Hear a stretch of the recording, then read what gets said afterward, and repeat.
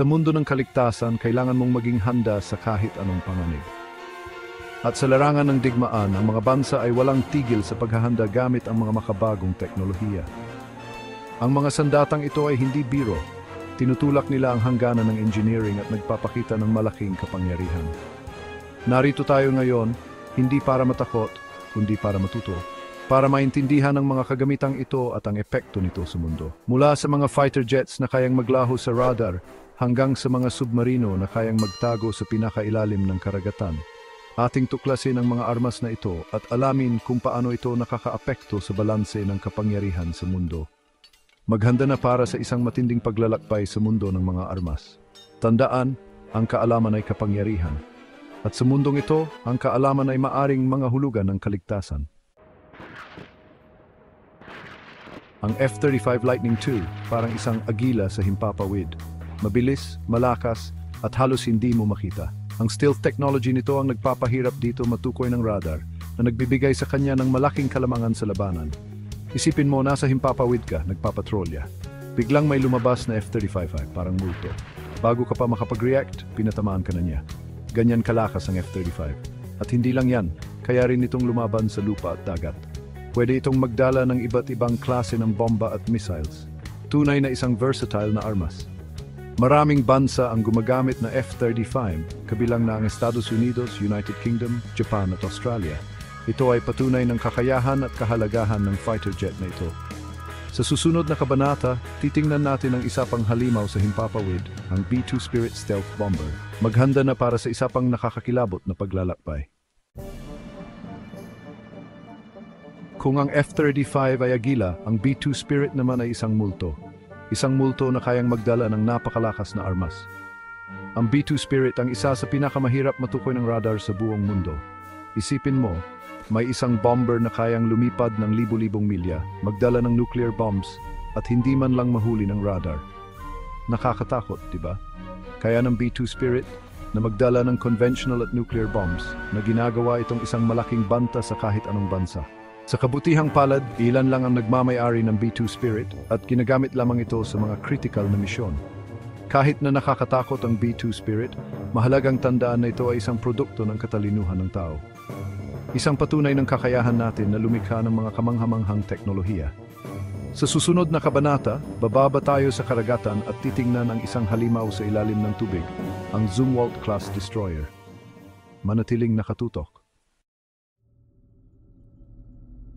Mula sa himpapawid, bababa tayo sa karagatan.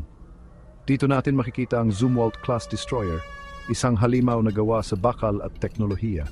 Parang isang pating na sumisibasib sa karagatan, ang Zumwalt-class destroyer ay halos hindi rin nakikita ng radar. Ang stealth technology nito ang nagpapahirap dito matunton ng mga kalaban. Ngunit hindi lang itsura ang meron ng Zumwalt. Armado ito ng mga high-tech missiles, cannons at electronic warfare systems. Kaya nitong pabagsakin ang mga eroplano, barko at maging ang mga target sa lupa. Isipin mo, nasa gitna ka ng karagatan, tahimik ang lahat. Biglang may lumitaw na Zumwalt-class destroyer sa iyong harapan. Bago ka pa makagalaw, pinaputukan ka na nito ng kanyang mga missiles. Ganyan kalakas ang Zumwalt. Sa susunod na kabanata, ahon tayo muli at titingnan ng isang bagong uri ng armas, ang hypersonic missiles. Manatiling nakatutok. Chapter 4. Isipin mo, may isang bagyo na paparating. Hindi ito basta-bastang bagyo, kundi isang bagyo ng teknolohiya at bilis. Ito ang hypersonic missiles. Ang hypersonic missiles ay kayang lumipad ng higit sa 5 beses ang bilis ng tunog. Ibig sabihin, halos imposibleng mahanap at masawata ang mga ito gamit ang kasalukuyang teknolohiya. Parang kidlat na bumulusok mula sa langit, ang hypersonic missiles ay kayang magdala ng malalaking explosives at tumama sa mga target na libu-libong milya ang layo. Maraming bansa ang bumubuo ng sarili nilang hypersonic missiles, kabilang na ang Russia, China at USA. Ito ay isang malinaw na indikasyon ng lumalaking importansya ng ganitong uri ng armas. Sa susunod na kabanata, babalik tayo sa lupa at titingnan ng isang makabagong tangke, ang T-14 Armata. Manatiling nakatutok. Chapter 5. Kung sa himpapawid ay may F-35 at sa karagatan ay may Zumwalt, sa lupa naman ay may T-14 Armata. Ito ang pinakabagong tangke ng Russia at marami ang nagsasabi na ito na ang pinakamakapangyarihan sa buong mundo. Isipin mo, isang tangke na napakatibay ng baluti, napakabilis kumilos at napaka-advanced ng mga armas. Yan ang T-14 Armata. Ang T-14 Armata ay may fully automated turret. Ibig sabihin, hindi na kailangan ng tao para paandarin ang kanyang kanyon. Mayroon din itong advanced armor na kayang bumalewala ng karamihan sa mga atake. Ngunit ang pinakanakabilib sa T-14 Armata ay ang kanyang AI-assisted targeting system. Kaya nitong maghanap at tumama ng mga target ng mas eksakto kaysa sa anumang tangke sa kasaysayan.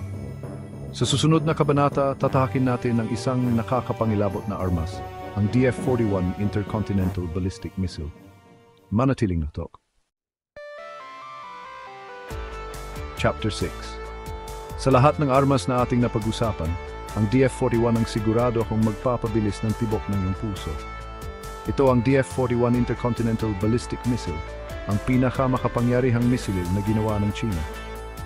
Isipin mo, isang missile na kayang magdala ng maraming nuclear warheads, lumipad ng libu-libong milya sa loob ng ilang minuto at tumama sa kahit anong parte ng mundo. Yan ang DF-41. Ang DF-41 ay isang malaking banta sa kapayapaan ng mundo. Ang kanyang pag-iral ay isang paalala na kailangan nating magkaisa upang maiwasan ang digmaan. Sa susunod na kabanata, pupunta tayo sa dagat at titingnan ng isa pang higante, ang Gerald R. Ford class aircraft carrier. Manatiling nakatutok.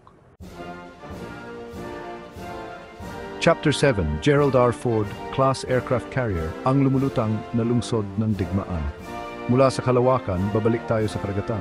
Dito natin makita ang Gerald R. Ford class aircraft carrier, isang lumulutang na lungsod ng digmaan. Isipin mo, isang barko na kasing laki ng isang maliit na syudad. May sarili itong airport, ospital at maging kulungan. At syempre, armado ito ng napakaraming armas. Ang Gerald R. Ford class aircraft carrier ay kayang magdala ng pinakamalakas na fighter jets at attack helicopters. Kaya nitong kontrolin ang himpapawid at karagatan sa loob ng libu-libong milya. Ang barkong ito ay isang simbolo ng kapangyarihan ng Amerika sa dagat. Ito ay isang paalala na ang Amerika ay handang ipagtanggol ang kanyang mga interes sa kahit anong suki ng mundo. Sa susunod na kabanata, babalik tayo sa lupa at titingnan ng isang sistema ng depensa na kayang pabagsakin ang kahit anong bagay sa himpapawid, ang S-400 Triumph. Manatiling nakatutok. Isipin mo, may isang kalasag na kayang protektahan ang isang buong bansa mula sa mga atake sa himpapawid. Ito ang S-400 Triumph, ang pinakamakapangyarihang air defense system sa mundo. Ang S-400 Triumph ay kayang pabagsakin ng fighter jets, drones at ballistic missiles mula sa malayong distansya. Ito ay isang malaking banta sa kahit anong eroplano na magtatangkang lumabag sa airspace ng isang bansa. Maraming bansa ang bumibili ng S-400 Triumph, kabilang na ang India, Turkey at China. Ito ay isang patunay na ang S-400 ay isang epektibong sistema ng depensa. Sa susunod na kabanata, babalik tayo sa ilalim ng dagat at titingnan ng isang submarino na kayang magdala ng mga nuclear torpedoes, ang K-3.9 Belgorod. Manatiling nakatutok. Bumalik tayo sa ilalim ng karagatan, sa isang lugar na napakadilim at napakalamig. Dito natin makikita ang K-329 Belgorod, ang pinakamalaking submarino sa mundo. Isipin mo, isang submarino na kasing laki ng isang maliit na barko. Kayang nitong maglakbay ng libo-libong milya nang hindi lumulutang sa ibabaw. At ang pinakakakilakilabot, kaya nitong magdala ng mga nuclear torpedoes. Ang K-329 Belgorod ay isang bangungot para sa kahit anong navy sa mundo. Ito ay isang simbolo ng lumalaking kapangyarihan ng Russia sa ilalim ng dagat. Sa susunod na kabanata, titingnan natin ang isang maliit pero nakamamatay na armas, ang MQ-9 Reaper drone. Manatiling nakatutok. Mula sa ilalim ng dagat, babalik tayo sa himpapawid. Pero hindi ito fighter jet o bomber. Ito ang MQ-9 Reaper drone, isang maliit pero nakamamatay na armas. Isipin mo, isang drone na kayang lumipad ng libu-libong milya, magmanman ng mga kalaban at maglunsad ng mga atake. At ang pinakamalupit, kontrolado ito ng mga sundalong nasa kabilang panig ng mundo. Ang MQ-9 Reaper drone ay isang simbolo ng modernong digmaan. Ito ay isang paalala na ang digmaan ay hindi na limitado sa mga sundalong nasa labanan. Sa susunod na kabanata, titingnan natin ang mga epekto ng mga armas na ito sa mundo. Manatiling nakatutok. At diyan nagtatapos ang ating paglalakbay sa mundo ng mga armas. Nakita natin ang mga armas na kayang sumira ng mundo at ang mga armas na kayang ipagtanggol ito. Ang mga bansang may pinakamalakas na sandata ay patuloy na nagpapalakas ng kanilang depensa gamit ang makabagong teknolohiya. Ang mga sandatang ito ay hindi lamang ginagamit sa labanan, kundi bilang puwersa ng paghadlang upang maiwasan ang digmaan. Naway ang ating natutunan ay magbigay sa atin ng mas malalim na pag-unawa sa mundo at magudyok sa atin na maghanap ng kapayapaan. Tandaan, ang kaalaman ay kapangyarihan at ang kapayapaan ay nagsisimula sa atin.